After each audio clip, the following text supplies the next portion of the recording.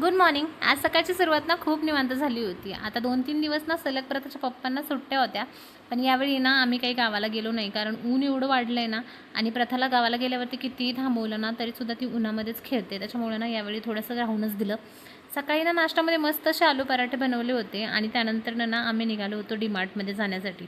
मला थोडी grocery shopping करायची होती आणि प्रथाला बघताय ना, कुठे बाहेर जायचं म्हटलं ना की आम्ही जरा जास्तच एक्सायटेड असतो. त्यात आता पप्पा घरी म्हटल्यावरती सगळे लाड पूर्ण होणार होते.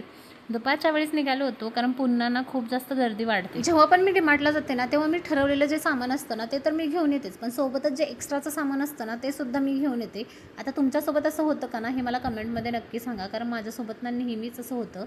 फायनली 2 तासानंतर ना आमची सगळी शॉपिंग पूर्ण करून झालेली. मग मी आणि प्रथाने मस्त अशी सॉफ्टी एन्जॉय केली. तोपर्यंत ना प्रथाच्या पप्पांनी सगळं सामान गाडीमध्ये शिफ्ट केलं आणि प्रथा एवढी थकलेली होती ना की गाडीमध्ये येतानाच ती झोपी गेली.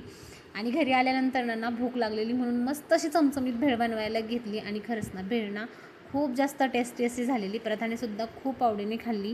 त्यानंतर ना कंटाळा तर आलेला होता, पण हे जे सगळं सामान होतं ना ते व्यवस्थित सॉर्ट करून मला ठेवून द्यायचं होतं. मग काय, त्याच कामाला लागले. आजच्या ब्लॉगमध्ये एवढंच. चला भेटू एका नेक्स्ट व्हिडिओमध्ये. तोपर्यंत बाय बाय.